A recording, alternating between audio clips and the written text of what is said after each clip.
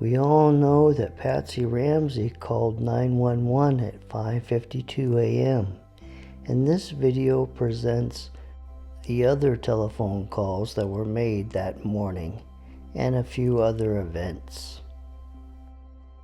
After the 911 call, Patsy called Barbara Fernie and she spoke to John Fernie and she said, "We need help. Please come over here."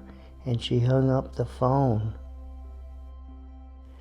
Then Patsy called the White's house to speak to Priscilla White, but Cliff Gaston, a guest at the house, answered the phone, and then Patsy spoke to Priscilla. "JonBenet is missing. Please get over here. We need you." And then she hung up the phone. Got to get the money, I think to myself. We've got to get the money. I start through the kitchen towards the front door entry. Money will get her back. Just get the money. I mumble, trying to calm down, but feeling everything slipping away from me. I said to the policeman that there was a note and that our daughter had been kidnapped and we were trying to get the money, and I don't remember. John Ramsey came downstairs and spoke to the police officer. Then they walked back through the kitchen to the hallway, and John Ramsey showed him the ransom note on the floor. Then a steady stream of people arrived at the Ramsey house, and by 7:15 there were 15 people in the house. Suddenly I remember that Mike Archuleta is to meet us at Jeffco Airport. I need to call him and explain what has happened. JonBenet's been kidnapped, I tell him, then ask him to get a message to the big kids to call me immediately when they arrive.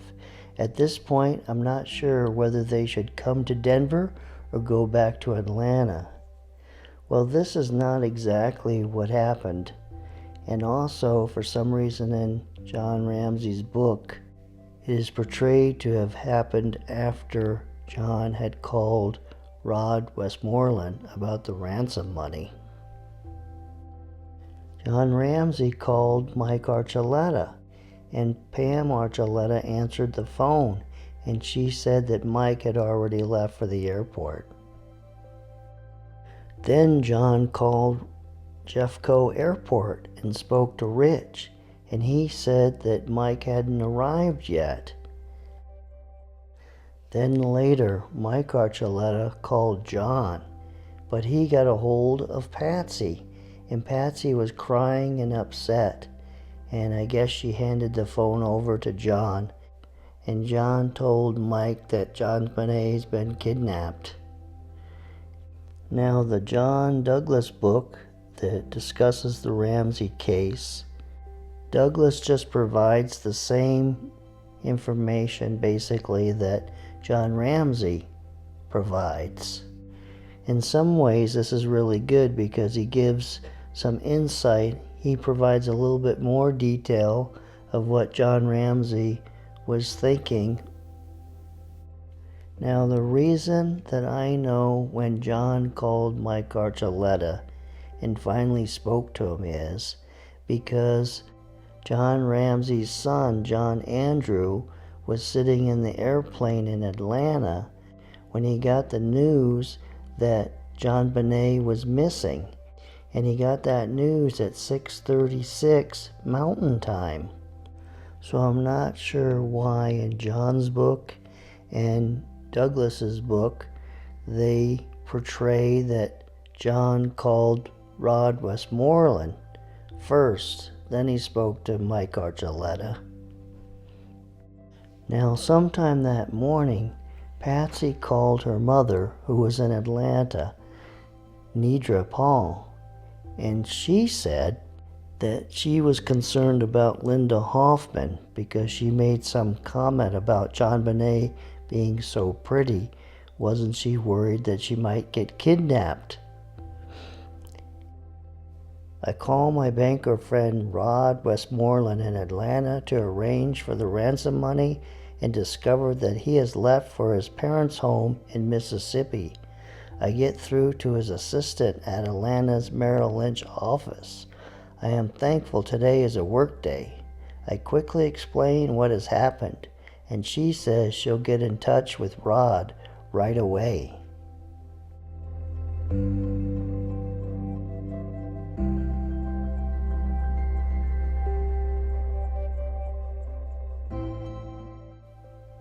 John, this is Rod. We've arranged for you to have a credit line of $118,000 on your Visa card. You can go to a local bank and get the money as a cash advance.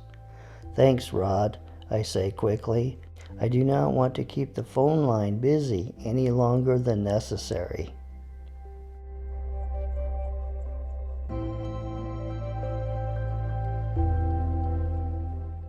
Burke Ramsey was awakened by his father shortly after Reverend Hoverstock arrived, and he was taken to the Whites' residence as soon as he was dressed. I did not speak to him other than to walk him to Mr. White's vehicle. He seemed confused and was crying, and Mr. Ramsey again told me that he had slept through the night. John Fernie has been in contact with the president of a local bank, a personal friend of his, and is working to get the ransom money ready. John goes to the bank with my credit card to get the cash. The bank has already been instructed to copy each bill before giving it to him, but it's hard for them to come up with that many $100 bills.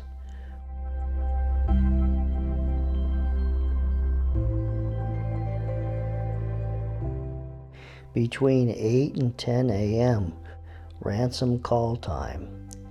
We get several calls throughout the morning from a wide range of people. Every time the phone rings, we all jump. I answer each time, but only after the police start the tape recorder they have attached to our line.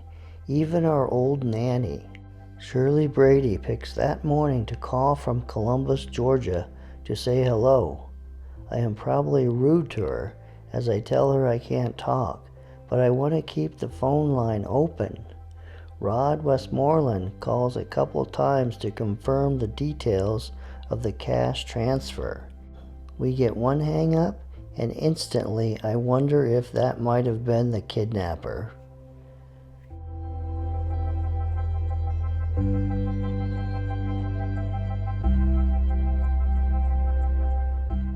After landing in Minneapolis, John Andrew Ramsey calls his father, and his father breaks down crying when he speaks to his son about JonBenet missing. I believe Melinda Ramsey called John Ramsey, and again John broke down crying when speaking with her about JonBenet being missing. Now, this is an educated guess on my part, but I believe that Jeff Ramsey called John Ramsey around this time also, that or John Ramsey had spoke to Jeff Ramsey earlier that morning.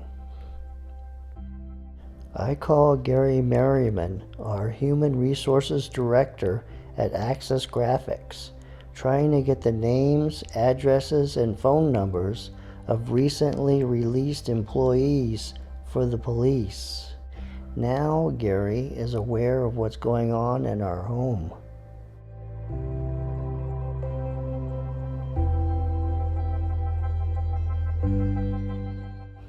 I met with Patsy and asked her about her telephone conversation. Patsy told me that she had spoken to her mother after she had discovered JonBenet missing. Patsy's mother is Nedra Paul. She lives in Atlanta, Georgia. She had told Patsy that Miss Hoffman had said many times that JonBenet was such a beautiful girl, and wasn't somebody afraid that someone was going to kidnap her? Patsy supplied me with Linda Hoffman's home phone number. What's odd about this is Reverend Roll Overstock somehow knew about this conversation among Patsy and her mother, and he didn't arrive to the house until 7:13 a.m. Now, many of us are aware of the last phone call John Ramsey made. After he had discovered his daughter's dead body in the basement, he called his pilot and said, "Get that plane ready to go. We're going to Atlanta." Here's why I'm Nancy Drew, world famous and earn the big bucks. I noticed when I was reading Patsy's interview with the police, she said something about JonBenet's door. She answered the police officer's question about how the door was when she first went to it, and she said it was between 3 and 4 inches open, just like she left it the night before. But if you think about that, isn't that impossible? How could an intruder leave JonBenet's bedroom door open exactly or about the same distance how it was left by Patsy the night before?